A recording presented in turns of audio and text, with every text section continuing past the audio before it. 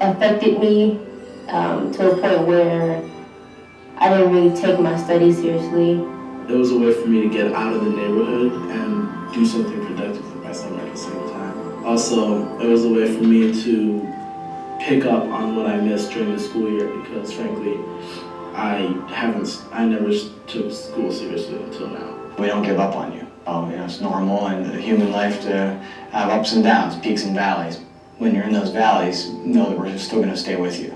Boys Hope, Girls Hope, what makes it special, what makes it unique, what's the magic? They're beautiful, wonderful, and very meaningful hope in simply being in relationship with others. To walk the road with them, to sit at dinner together, and to create places where they can simply know that someone cares about them, that someone wants the best for them. They can learn to trust, and then they can learn to understand what they're capable of. That's not magic, that's relationship. And that's the hope that we deliver through this program. Consistency, regular rules, a meal to come home to, people will welcome you, structure, predictability. These are your expectations.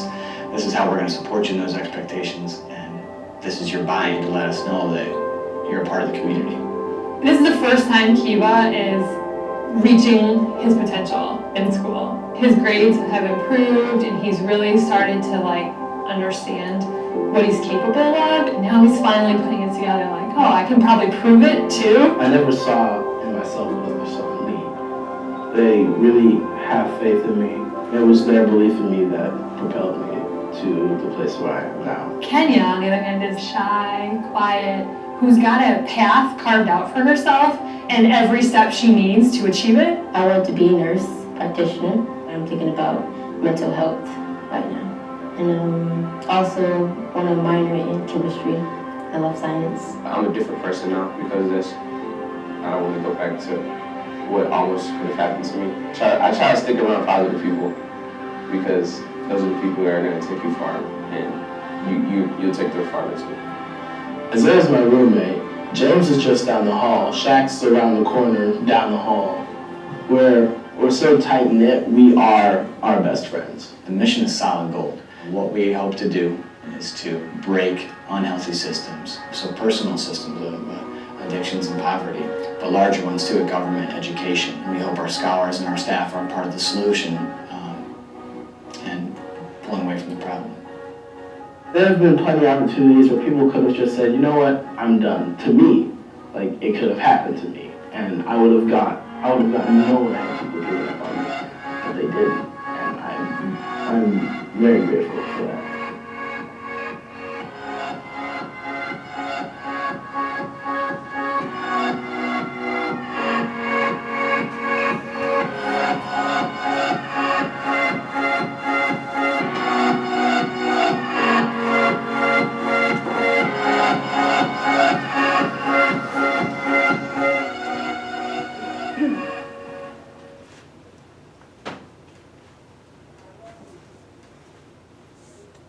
Pretty powerful stuff, huh?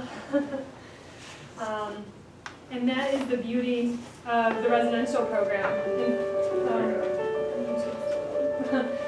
in so many ways of what has been achieved and accomplished in establishing those relationships with the residential program. The Mac phobia.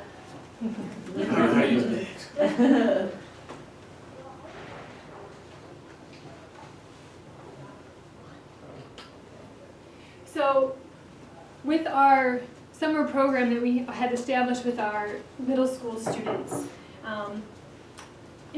after 2007, on occasion, as they went through high school, they would get together, maybe go on a college tour, maybe do some sort of Saturday session, do a few experiences to sort of maintain some sort of relationship. And as Tim mentioned, in 2014, we really said we really need to deepen that relationship with the kids that we want to have that same experience, that same feel with the kids that don't live with us.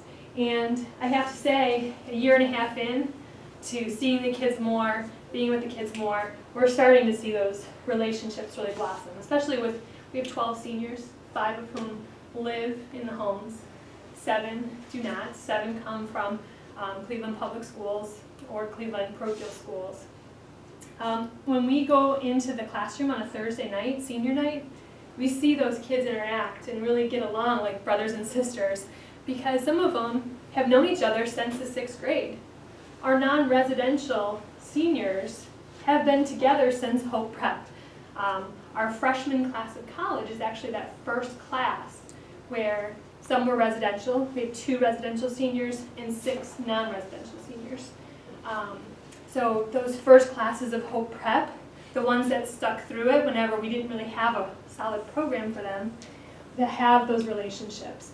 And the goal now is to keep those kids together from Hope Prep all the way through high school with that strong programming, to really bridge from just being a summer program into a robust full-year program that lasts 11 years.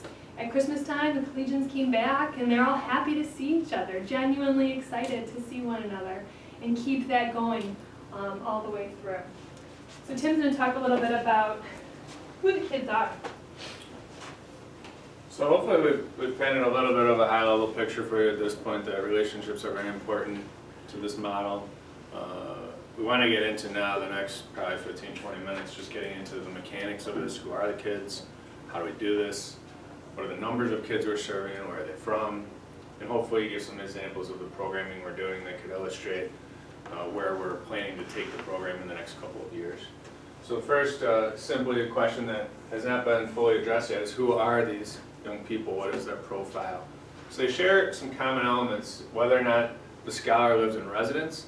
At our campus in Garfield Heights, as I mentioned, there's about 20 beds there. Or if they're coming from Akron or Cleveland. Some common elements we look for when we're seeking referrals. So we're a referral-based program. We're not an open enrollment program where a family could call and say, I heard about Boys Home Girls Home and I want to sign my child up. Unfortunately, we realize that because it's a 10 to 11 year engagement with our scholars and the investment we make as a privately funded nonprofit, which we'll get to later, we have to be very thoughtful about the awareness of who this model works for and who it doesn't work for. So unfortunately, the program doesn't work for everyone, but for us to do our homework well on the profile of child that we fully understand Boys Hope Girls Hope is very effective and in fact transformational for, is the very fundamental starting point of all this. So our scholars need to have a significant, and this side calls it scholastic aptitude. I like to call it horsepower. They don't have to have straight A's in their grade school, but there has to be, using some of our testing methodologies, but also just some basic assessments and understanding from the referring partner, this child has the potential to go off to college. They have some significant intellectual capacity, and likely they're, especially when you're talking about the under-resourced schools we're looking at, the child does need to somehow, and sometimes it's by the grace of God, be at or near grade level with some of the reading and math skills. So they also have to have some motivation. Now they don't have to be the 1 in a million who has their complete life mapped out and they understand everything and they're very bright, but they have to say or understand something a little bit about what you heard Kenya say. They hope for something better. They know there's something better for them out there, and they already have fit their 6th grade and are starting to feel that in their gut. They want to do something about it. Financial need, the kids have to be living in poverty. The scale of poverty is something we're taking a very close look at actually this spring. We all know that there's different forms and levels of poverty, especially when you try to base things off the federal poverty scale, which is absurd. And so sometimes you have to go 2 and 3 times the poverty scale just to understand that that's still not enough to make ends meet for families. So we do have a significant number of our kids who are at the federal poverty level, which is alarmingly low income, if not basically having nothing. But we also have some kids and families who are maybe at the 2 or 3 times the federal poverty level, and that's still significant poverty and a tremendous challenge for those families to access educational opportunities and some of the basic needs their kids need and deserve. And that goes especially to the neighborhoods that they're forced to live in, or the climates of the neighborhoods are unsafe. So that's a very important criteria for us. We want to make sure that this program is serving the young people who they and their families have really no other options. Age, typically our scholars are entering before their 6th grade year, so this springtime, Emily and her team have been admitting the new cohort of 2022, so that's their high school graduation year. 2023. Oh, sorry. Isn't that crazy? 2023, these young people that are joining our program now will be graduating from high school. They won't be done with us, but that's one way to keep track of them. In mental health, the kids are generally behaviorally good kids. They're behaviorally sound. Sometimes, especially in our residential format, people hear group home and they think, oh, this child acted out in some way, or they have a behavior problem, therefore they needed to be sent off to a group home for behavior modification. That's not what Boys Hope Girls Hope does. All of our scholars are generally bright kids facing long odds due to circumstance they and their families have out of their control financially. They're typically at the end of 5th grade year coming into the academy continuum, which is the 11-year middle school, high school, college continuum. Residential scholars, a lot of times will be more like 8th grade that they'll come into residence with us. 7 of our current residential scholars actually started with us at that 6th grade academy phase, and eventually we recognized a need for that out-of-home placement. The last couple criteria are where we get the difference between a community-based or non-residential scholar and residential. Our program is a partnership program, so we need to partner with the scholars.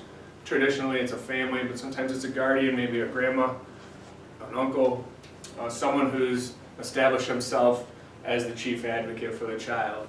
And we really depend on that relationship for a variety of things. Some are logistical, gotta make sure the kids can get there, especially in middle school. So we really work hard to identify who's your top cheerleader, who's gonna make this happen for you. In residential, in many instances, it's identified that all those other needs and wants and criteria are there for the scholar, but there's no cheerleader, there's no champion. Or the champion may not have the capacity or the capability to do their part. A lot of times that's an aging grandparent on a very fixed income. And that's where we start to say, well, there's a protective factor for this child that's lacking, and we can provide that protective factor. That's the residential difference. Environmentally is the other residential difference. We know that protective factors, even in the worst neighborhoods, if you have the right champion or the right parent, they're gonna protect. They're gonna do what they can to blanket their young children and their middle school kids from some of the risks that are facing their children. If some of those things are lacking, or they're so dramatic that the child isn't going to be able to make progress, again, we introduce the residential model. You have to have a very good reason to take a child out of their home for 5 years. And we do have very good reasons to do that in our residential model. So sometimes people have said, why are you taking the kids out of their home? Why are you taking them out of their neighborhood?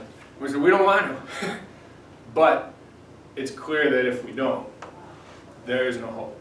And that's as stark as it could be said. But for many, many kids, they don't need to be out of their home in their neighborhood. And that's what this program has been geared towards. So when you have a planned capacity of 200 kids, which we're heading for in 2019, 200 scholars, 20 of them will be in residence. The balance will be non-residential, community-based, or in college. So with that, hopefully that gives you a little sense of who these kids are. This school year, we had 56 scholars in our middle school program called Hope Prep. Currently, we don't have any that are living in residence, but as Tim mentioned, we typically will get them in the 7th or 8th grade level. So right now we are following up on referrals from some partner elementary schools and partner middle schools to have middle school residential scholars. In our high school program is called College Road, and we currently have 63 scholars. 48 are community-based and 15 live in the homes. And away at school right now, we have 15 collegians. 8 came out of our community-based program and 7 from residential. Now, this model is starting to work. We're starting to keep kids all the way through the continuum. Based on that success, we know a few years from now, here's the big difference. We go from 15 kids in college to 60, which is a pretty big deal. Our middle school is almost at capacity. We know we need to fill the beds at residential, but in 2020, we'll be at capacity with about 20 kids per cohort. Same with the high school, about 20 kids per cohort, community-based kids with our 16 residential kids. And then the kids that are graduating on, we will follow them through college. So our collegiate success program right now, we do offer last dollar scholarship funds for kids that go through our program. It's a scholarship based on their participation in the College Road program. So if they are active participants, every time they show up, money goes towards their scholarship fund. And when they go off to college, we cover some of those last dollars. Typically it's books. Some of our scholars are out of state, so it might be their travel, their bus ticket, whatever those last things might be. And if there's left over, it goes towards their tuition. Our Collegiate Success program also is very dependent on them participating in our academy program with our younger scholars. You know, the collegians will Skype in on a College Road night with our seniors and talk to them about what was it like transitioning from high school to college. They'll come and help out on a Hope Prep Saturday and work with the middle school kids and say, and so many of them have such fond memories of Hope Prep. They loved it. They had a great time. So when they come back and work with the middle schoolers, they can share that experience and share where they are now, share what they're doing, what their major is. And that means so much more than me talking about a college major. They want to hear from the kids that went through the program, just like that. So be mindful of time. We have till 11? Yeah. Yes. Okay, so what we'll do is we've prepared a whole slew of examples, but I think maybe we'll just take 5 minutes on kind of what is the program's underlying view of success for, when we keep saying the word transformation, what does that look like for a young person? We know that, especially influenced by the Jesuit or the Ignatian model of education, which is used in many formats in learning across the country, is that this Latin cura personalis, whole person, is the fundamental driver for the programming that we do. When we have the kids for 2 or 3 hours once a week after school, when we have them for 6 hours on a Saturday, when we have them for 30 days in the summer, what are the kind of mandates we feel like we have in terms of incrementally presenting them with opportunities that they don't see anywhere else in their life, and to help them think about what are some of the skills they need to develop, and what are some of the behaviors we hope to help them translate into dispositions in their life. We get very closely into the idea a lot of times that intellectual is what the kids need. They need to understand what does it mean to set goals and go off to college and to have a career path set for themselves. We're with you on that one. They've got to have that. But we also know, given the profile we described, that we have a tremendous opportunity over 10 years with young people to look into what does it mean to be well? What does it mean to have wellness? What does it mean mentally, physically, and even spiritually? The program was started by way back 30, 40 years ago by the Jesuits, Catholics, but we don't have a spiritual requirement of our program as much as we have an opportunity ongoing for kids to explore the value of spirituality in their life. So when you see that, you'll see more in a minute, but you'll see that a commitment to wellness and what does it mean to embrace where you're from and who you are and how do you make that part of what you're becoming is very important to this whole program. And then a social thread of all this, what does it mean to be a part of a community? What does it mean to have responsibilities to a community? You heard a little of that in the film, that some of your table stakes expectations of a participant in the program is to bring yourself to the program, your best self, and be putting everything you've got into asking those questions. How do I make the rest of the program better? You heard Shaq say that. He said, this program, I want to be around positive people. They make me better, but I also make them better. And then what does it mean to serve the world around them? What does it mean to ask those questions?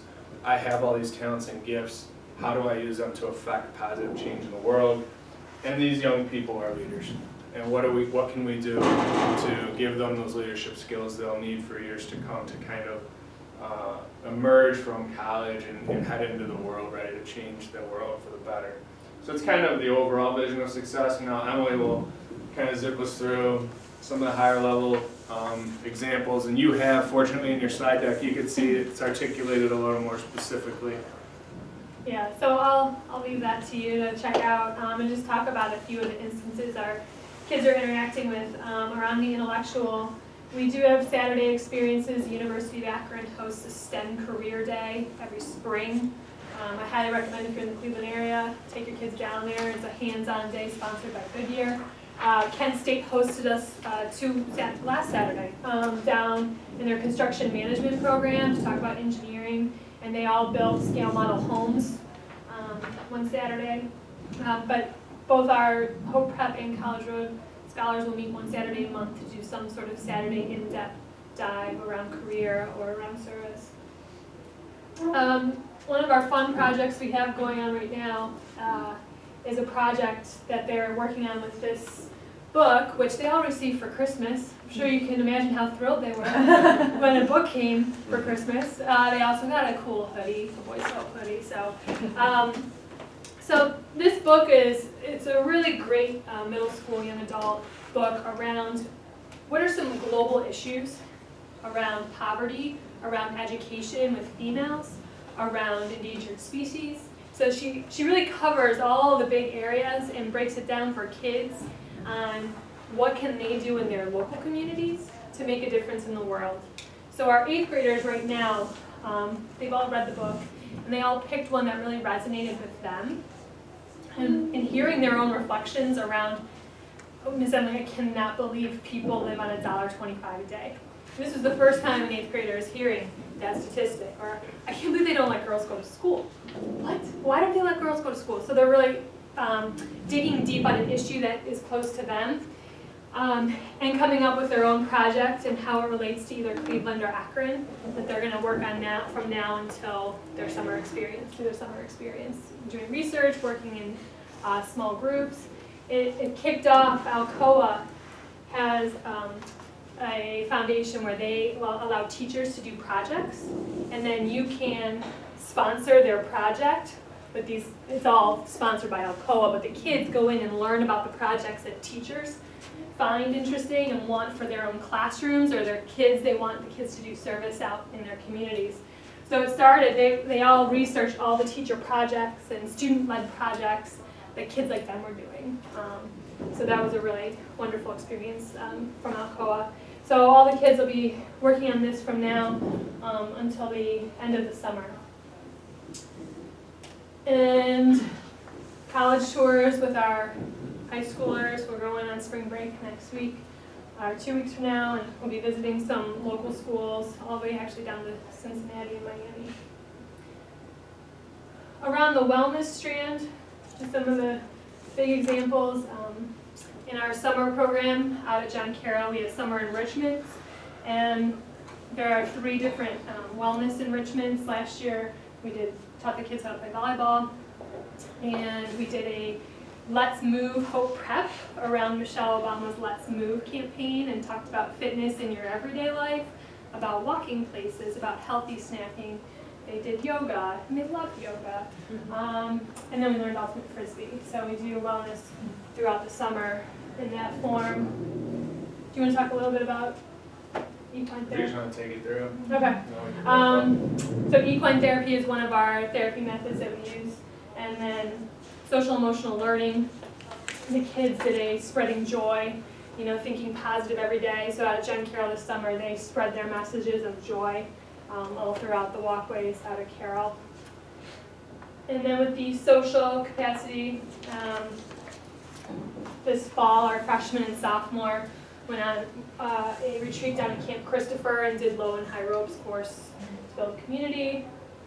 Each Christmas, our older scholars pick a group that they shop for in partnership with our associate board. So our kids all contribute some cash, and the associate board, they all go shopping together for a family in need.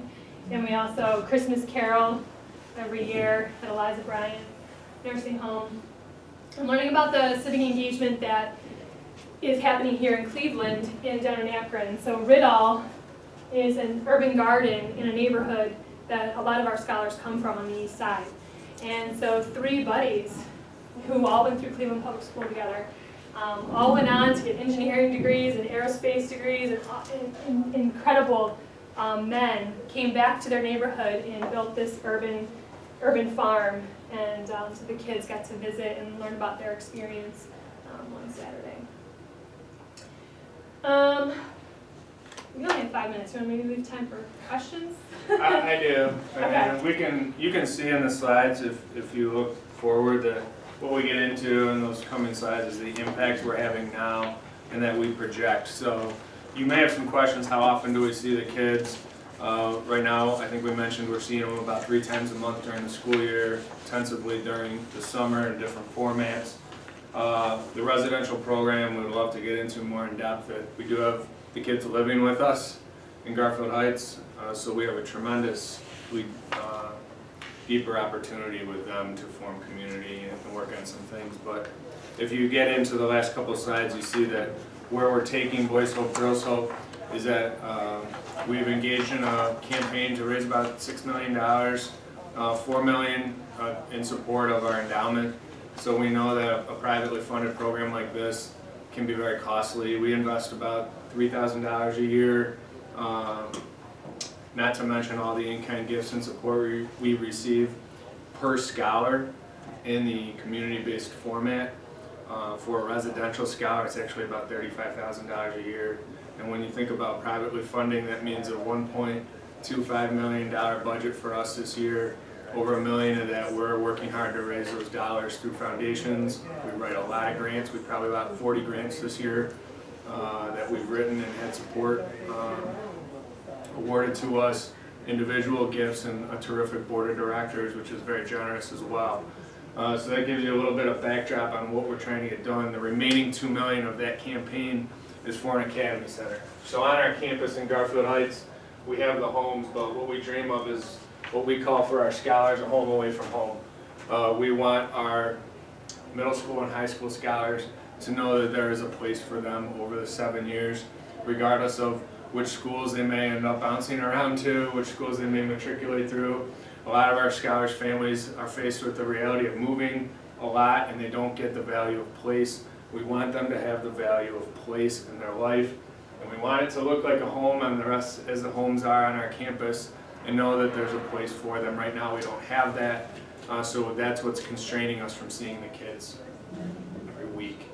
With that, we are planning to break ground later this year on this building, and we're working with a pretty terrific architectural team here in Cleveland, and we're working hard to raise the dollars for it. So if you're local or if you're ever back from Pasadena, in late 2017, our scholars will have that home away from home right there in Garfield Heights. So we feel pretty excited about where we're taking the program, and hopefully some of the things we shared with you about how we went from this deep relationship-focused residential model into what we're feeling like we're about halfway through developing a pretty unique format that goes from middle school to career with a young person who otherwise would face some pretty long odds in their trajectory of life success. We don't do it for them. The kids know that, and we know that. We simply are in the business of opportunity. We want to make sure they have the right opportunities and the places and experiences that, as you saw from Emily's quick slides, patch together. All these little things over the years, we hope these behaviors and experiences turn into a pretty beautiful mosaic of their experience, and allows them to become who they truly have the capacity and potential to be. So hopefully, if you have any questions, we can take the last couple of minutes here and answer them. During the 6 weeks in the summer, are they taught by John Carroll professors? No, that would be great. We've had a few professors over the year engage us, especially on weekends with their classes. The most notable one for us was computer programming. The kids did a coding workshop with a computer science professor and some of her students. It was an awesome workshop, and the kids all built apps and learned a lot about some free app making. But we use actually no offense to Hathaway Brown, we have some master teachers from Hawkins School who have done a project-based learning format every summer for us for the past 5 summers in the mornings. And Emily mentioned in the afternoons, it varies. The enrichment activities depend on what we choose. If it's digital photography, then we try to find someone with that skill. Some of the John Carroll students, education majors, we call our teaching fellows. They are in the classroom with our master teachers and they lead the enrichments in the afternoon. What do you all see in terms of attrition? This is a pretty long commitment, so I'm just curious to see what you all have seen in the last few years with the students that have moved on to college now. Yeah, it's a really interesting question for us right now because our program's growing so fast in terms of the depth of engagement. Where we were 7 years ago, and you saw those low numbers of students in college, 15. 6 years ago, we had 1 student in college.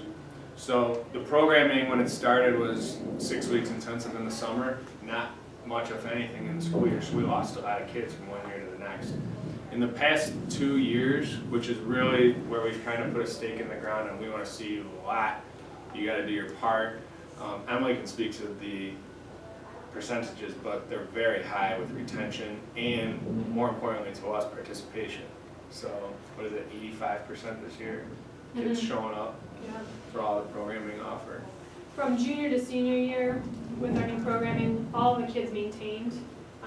This past year, we lost a couple in the lower grades with the increased number of meeting times.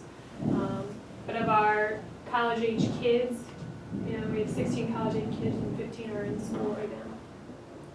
I think what's unique is that the kids are starting to embrace, the scholars are embracing the idea that they're part of something that's a community, as opposed to I'm part of a program that's doing something specific for me, and then I move on from that. And it's a little different. That's where this idea of relationship becomes at the heart of it.